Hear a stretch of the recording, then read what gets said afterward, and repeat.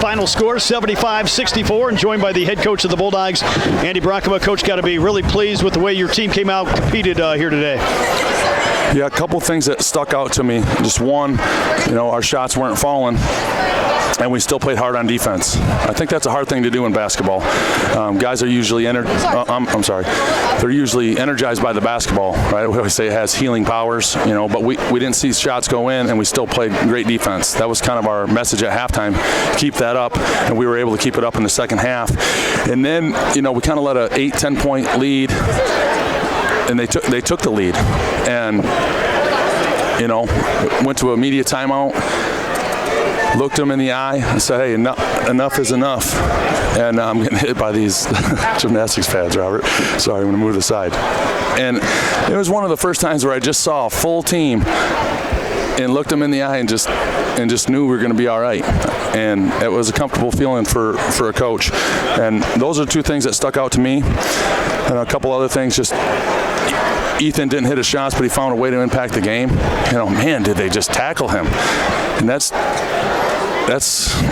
just amazing by him. He got to the free throw line 12 times. He made them all.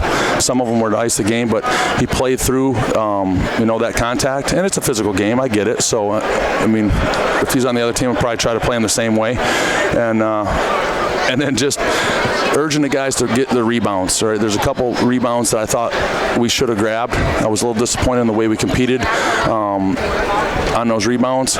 And then for Dang to step up and get that, it wasn't really a tip dunk. It was like back in the day for the Clippers, like DeAndre Jordan or Blake Griffin. He just threw it through the hoop because he was so high.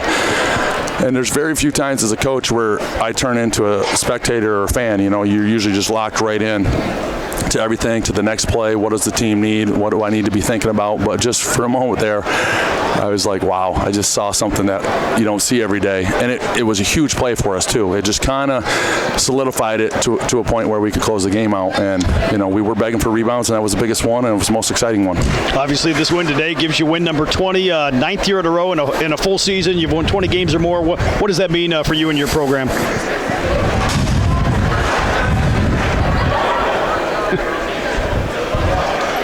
Well, it means a lot. We had a lot of alum here today. We're in Grand Rapids. Justin Keenan's here. Man, what a player he was. I saw Marquise Mayfield here. He left early because that's what he does. Marquise. Matt DeHart was here, making a bunch of three-pointers for us. Danny Southern was here. Noah King. And anytime you talk about that sort of stuff, it's those guys. Man, that's a lot of wins in the stands there, and a lot more wins on the bench for us. Hopefully, more wins to come. But those guys are doing the right thing, and it's all about the players. And you push them hard, and you push them hard to be dedicated to a craft, to learn how to be great at something. And you hope when they leave, and the ball stops bouncing, they take that trait, how to be great, into whatever their next passion is, whether it's being a father, being a CEO, or whatever it is. So that's what we're teaching them. We're a leadership academy. But when you win games, it's because of the players taking whatever you have to give them and doing their best with it. And we've had a lot of guys do that, and I'm proud of that, and I'm proud of those guys. Finally here, I know next week back at home, but how pleased were you just to have your guys come back after Thursday night's game? A disappointing result, to come back and be ready to compete here today. It was disappointing. But it's kind of what you sign up for when you are in sports, and when you're a coach and you're a player, you sign up for some disappointment. And, if you frame it the right way, you can learn from it and grow from it. So what we want to do is bounce back and teach guys how to bounce back. There's a lot of disappointment, like real life disappointment in life. So you got to bounce back and give it your all. And they did that. So, lesson learned. Coach, I know yesterday your birthday as well. Happy birthday. Jeez, Robert. A day late, but you get a big victory here to celebrate. You going to sing to me or what? Maybe later? Okay. Well, I appreciate that. I'm just happy. I'm happy to be the coach at Ferris, and happy for the opportunity. And I'm still kind of reminiscing with some of your past questions, just the opportunities I've been given. Coach Saul and Perk, and So, to have another birthday, I got a really rotten birthday, honestly, for a basketball coach because, man, when you're in season at the end of the season, you don't. I need to celebrate my half birthday because this is nothing to me. I just want to.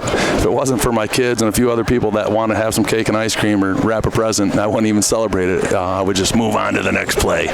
But it's nice that a lot of people reached out and made the coach feel good. So thanks. Well, Coach, thanks for the time and congrats again on the win. And we'll talk to you back at home next week. All right, thanks.